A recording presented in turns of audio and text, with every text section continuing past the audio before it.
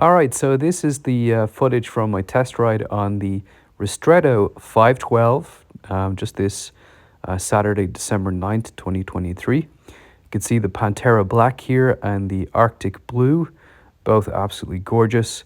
The Arctic Blue is the A20, and then the Black Pantera is the A24.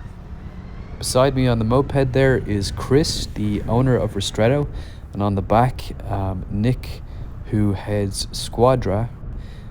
He's doing a bit of filming, but they were showing me the ropes, showed me how to ride the bike, and then they gave me some time to race around the roads by myself, which I had an absolute blast doing. Nick has a cool job, as you can see. He's on the back of the moped there with a camera, and they were trying to get footage of me, but I kept going past them because the bike was so much fun to accelerate on. So I slowed down here so they could catch up, and they probably got some nice footage there, so I look forward to seeing that when they do put it out. In this particular shot, I'm recording with the GoPro Max, which is a 360 camera, hence the ability to look back like that. So here I am out on the A20, basically just riding around the neighborhoods near their office in Austin, and it's the perfect place for a test ride because the hills are super steep. You can see I'm descending now, but they're very windy as well, so it's a really great place to test out the power of these bikes. So the look of the bike itself is beautiful. I saw three colors in this video. I just have the Black Pantera and the Arctic. I'm going with the Arctic Blue myself, but they both look really nice. I wouldn't be disappointed if I got the black. However, the Arctic Blue, just the components pop nicely from it, so that's what I'm going with. So here we are ascending a hill, and that's really steep, and you can see it just like torpedoes up there. Lots of power. The ergonomics of the bike are very comfortable, so when I could see people riding it, I wasn't sure how comfortable it would be, but when sitting on it, like just my arms to the handlebars ratio, how my feet sit on the pedals, it's all very comfortable. Here's footage of the A24 in black. The black is very cool. And yeah, this thing is a powerhouse. So if you were to pause the video and zoom in on the speedometer, it's gonna say that I'm at about 40 now, or even 43 I think it got to. The shocks are really nice, so it's very comfortable. I took it over a few ramps at high speeds, and yeah, it was smooth. Both bikes have torque. The A20 prototype version they have has more torque than the A24, but the A24 is still really powerful. Like, it just, this hill is incredibly steep, and the bike has no issues whatsoever. It just floors it up. I'm 5'8", 5'9", thereabouts, and this bike, the A24, was a little tall for me when standing. So if I was stationary on the bike, I'd be half up on my tippy toes. But when sitting on the bike, it's absolutely fine.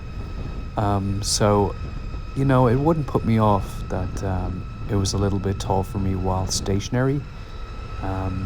But I just prefer the look of the A20 for me. I think it suits my body type very well. If you know much about this bike, you've probably heard observations that the seat is not comfortable, and that's true, but I was kind of concerned that it's too narrow. It's not too narrow, it's just that there's not enough material on it. But as you probably know, they're updating that when the actual final version of the bikes go out. They will have additional padding on the seats, and that's going to be fine. It's going to be very comfortable. Right now it does feel like a skateboard with a tea-towel covering it, but other than, I think it's going to be fine once they get the final version out. when I saw other people demo this bike or any footage of it, I didn't like how the motor sounded. I thought it was like very high pitched and like it was squealing. But when you're on the bike itself, it's not bad at all. In fact, it sounds quite cool. I think just when it's on a camera, the microphone from the device that's recording it typically hones in on it and it takes over, it dominates, but it's really not like what it sounds in videos. I don't think you're going to be disturbing the peace with it or anything like that. Probably sounds similar to a Surron or something. So since I already purchased this bike and I'm waiting for it to be delivered, should be arriving in January, what was the purpose of going out and doing a test ride? Well, it was to verify that I made a good purchase. And did I? Yes, I did. This bike most definitely delivers. Now, there's limitations to a test ride. I mean, if I could ride it around for a day or two, it would give me a better idea of the battery life and probably more aspects as well. But from what I learned on my time with this bike, it's very sturdy. The design is beautiful. The colors I've seen are all really nice. I think you can't really lose no matter which color you choose.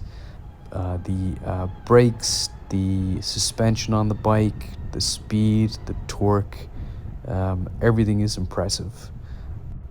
As a company, I think that they're doing everything that they should and beyond. They're very responsive. I've seen multiple people compliment how responsive they are. They're incredibly welcoming, so it was really nice of Chris and Nick to join me out here and give me their time on this day. I really think that that says a lot about the company as well. So for me, I give them top marks. Can't wait to get this bike.